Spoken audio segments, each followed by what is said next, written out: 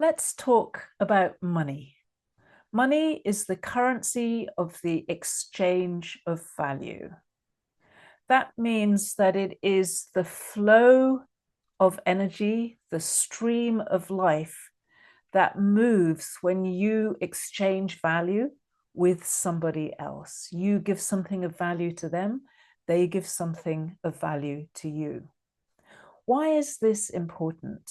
Well, of course, money is important for survival in the modern world, but it's important for much more than being able to pay your bills. This exchange of value is fundamental to human purpose. When you can contribute something of value to other people in your community or in our society, and you're able to receive value from other people, you start to experience that exchange, which makes you feel purposeful and useful and like you have a place in society. If you feel you're not contributing, somehow you're worthless or you don't have any value to offer anybody else, your life can feel very empty.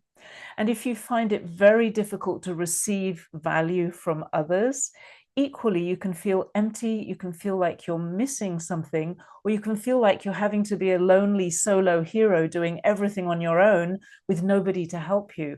And that's not a very fulfilling experience of life. So money is really important because it enables this exchange of value. One of the things that's especially important about money, in my view, is that it enables the giving of freedom.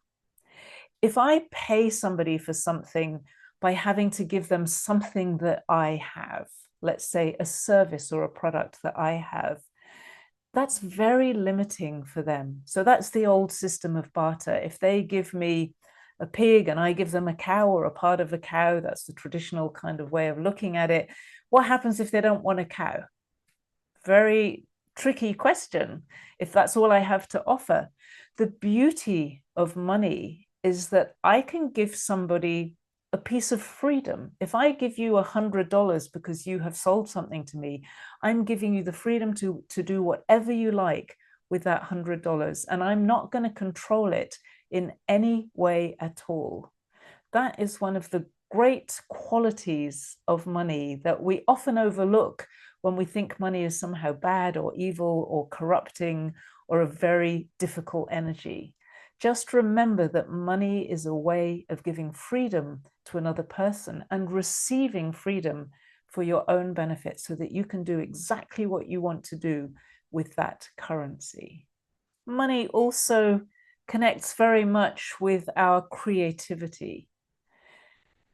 If I can create maybe a solution for a problem that I see in society or in my community, or I create a new invention, this is the underlying energy of business, is to create solutions, is to solve problems for people, to create new experiences for people. If I do that, and if I do that in a way that is aligned with value, with what I value and what somebody else values, so that you have an exchange of value that has dignity in it, that really recognizes and aligns us around our values, that is a very beautiful experience for human beings. And so money becomes a very important currency, and an important currency to grow, so that we are able to grow our contribution and grow our ability to receive the resources we need in order to be able to make that contribution. So to me, it links in with human dignity, or with the noble human endeavor, whichever way you want to look at it. It's one of those energies that enables us to be more of ourselves, to grow ourselves, and to step into our calling, whatever that might be. So let's have a look at how you grow your currency of money. There are three key principles here. The first is to understand what money really is. Most of us have had a very false picture of money that has been around for many, many generations and makes us feel confused and conflicted about money. So the first step for me is always to learn about money and discover what it really is. One way of doing that is to read my book, Love Money, Money Loves You. That gives you an understanding of the energy, the underlying energy of money, if you haven't read it already. And the other thing is start to study the money system. How does money work in our society right now? And then bring that together with the messages in the book and say, how could it work in a better society? So just starting to get that understanding of money is very, very important if you want to grow your currency of money. The next thing that's really important in money is to be able to identify and be very clear about what you want. So essentially to be able to ask for what you want. Many of us are unclear about what we want. We don't ask for it. We don't even clarify it. We never state what we want clearly to ourselves, let alone to anybody else. And then it's not surprising that we don't feel that we receive what we want.